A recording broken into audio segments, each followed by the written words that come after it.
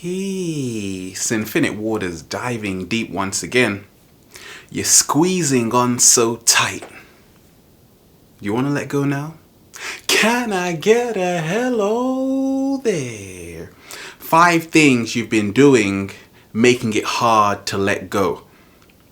Right now, so many people are sharing a similar story to myself, where you're letting go of the old, you're embracing the new, but letting go is not always easy. But there are things that we do which make it even harder. Number 1, this is what's helped me along my journey to become aware of. When you place one thing over another, do you have favorites? This is better than that. So it's hard to make a choice. It's hard to make a decision. A lot of people make great work, and some people say, oh, that was amazing. So now they feel they have to live up to that expectation. So guess what? They become stuck. Pressure. Oh my days. Can I do it? What's helped me is what I call daily creation. I don't have any favorites of anything that I create. I just put it out there and share, and I'm in the moment when I'm doing it. But after that, I forget about it. I'm on to the next one. And in daily creation, you let go of this attachment to whatever you're doing. Some people are so talented, but talent can only get you so far. You need passion. And passion for me is that consistency, where you become a master of your craft by doing it daily, by living with it, by sitting with it, by feeling it in the core of your being. Daily creation. And that way you see whatever you are doing equates to the same thing. Whether you're washing the dishes, whether you are creating art, whether you are writing, whether you are working somewhere, you feel the same way about it, because in essence, it's all an expression of who you are. Some people say work comes first before family and friends. I say, what is most important? What brings you a greater sense of calmness, a greater sense of meaning? Because daily creation also makes you become aware that some of the things that we're doing every day are totally pointless. I've seen it along my journey. We're working so hard, but we don't know what we're working for, where we're going to. And it's all about keep on creating, because you're going to discover. Don't wait, do it. Number 2 is accumulating stuff. Right now, I am getting rid of a lot of stuff. And the temptation, the reason why we want to hoard is because we have that survival program running. Gosh, what if it runs out? I need to get as much as I can. There's a difference between what we want and what we need. And when we just have the bare essentials, that's what I'm in the process of right now, stripping away all of the layers, traveling really light. All I have is a few robes. That's it.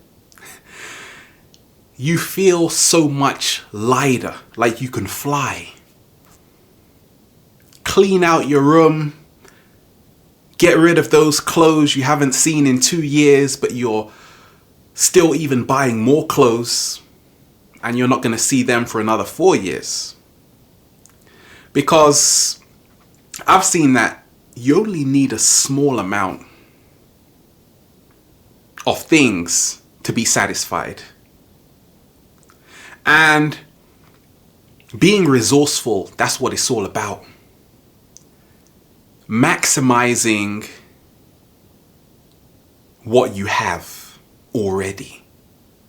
Some people say, gosh, I didn't know I had that. Because you didn't get rid of all of those clothes. Now you've just found so much money you didn't even know was there. You see what happens? You see? What I love to do is get rid of old stuff, things that don't serve me. It's wonderful to accumulate if you're gonna use it, if it serves a function. But if it's just there, we find that our room becomes cluttered. The feng shui becomes interrupted. Now this affects the energy all around us. More so, it affects our energy. And this decluttering is not just of physical stuff, because a lot of us, we are accumulating experiences that don't serve us. Maybe you've been in a relationship that didn't work out. You've been in a traumatic experience growing up. It's hard to get over it. And now you're holding on to this energy. But that means that you're focusing on it. So what happens? Now you are planting certain seeds through your thoughts. It's all BS, baby. Belief systems. And my belief system is keep it simple. Voila. Number 3 is learning. Always. But what happens to a lot of us is that we become comfortable in learning what we already know. Staying in the same boat. We keep relearning it. We know how to do it. So why are we still going over it? It's all about trying something new to really grow. What I do is that through skating, it always allows me to embark upon new frontiers. If I know how to do a trick, I say, okay, I know how to do it. Let's move on to something which I don't even know how to do. I'm a total stranger. Now, all of a sudden, brain cells start to grow. You get smarter. You feel happier. You feel like you can fly. Whee! But a lot of us, we just want to play it safe. No, thank you. Do you want to try this? No.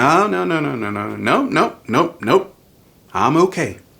And it's wonderful. That feeling is also good when you are comfortable in what you're doing. But at the same time, if we're not careful, we could stagnate. What I love to do is, I've coined the phrase, cross-informational learning. So if you are an architect, learn how to garden. If you are a chef, learn how to sew. If you are a psychologist, learn about, what should we learn about? Ancient civilizations. Move out of your comfort zone. And that allows us to become our greatest version. Many times, too much in our mind, no more can go inside. And that is what we call the end of the road. But right now, I see that there is a new beginning where all of us, it's as if we're getting rebooted and we're starting all over. And that means that we have to start seeing our infinite potential. That we came here to be anything and do anything. It's all possible, but it starts with a mindset and it starts with the right attitude. Number 4, allowing the past to define you. Some people say, this is what has happened to me. So now, we are using that experience from the past to justify making a miserable face all day. It is part of our story. But the question is, how is this story serving you? My new motto is make peace with the past. Sometimes the people that smile the most, you don't even have a clue what they've gone through. But guess what? When you become an alchemist, when you become a wizard, now you have ultimate power over your internal condition. You say, I'm not gonna let someone take away my inner peace. No. Got so much to do, so much to explore. Life is far too beautiful for that. So making peace with your past is also about forgiving yourself, forgiving other people for what they have done, and also realizing that you're not the same person, so you can't hold that against you, can't hold the past against you. Those other people aren't the same people. They may have changed. We live in a forever changing universe, and all of this allows us to put things in perspective, more so see the bigger picture. Peace. And lastly, number 5 is, are you resisting change all the time? Change is not easy, but it's inevitable. And what I love to do every day is to see that I have to embrace change every single day in a small way. So what I do is change the route I take when I'm going to the local market. You're going there, I'm going there. Because when you break pattern, when you break structure, now you become formless. Oh, you step into your superhuman powers. Because the reason why so many of us are holding on and we're not able to let go is because we think that this is the best there is. Oh, you'll never believe it. This is it. But how do you know this is it? Because your resistance is preventing you from seeing all there is. So for me, it's all about surrendering. Sometimes life can seem uncertain. It can seem that we will never recreate that certain feeling. But guess what? It can even be 10 times better. That's what I'm seeing right now. The more I embrace change, the more great things happen. I say prepare for change. Yeah. Be ready for change.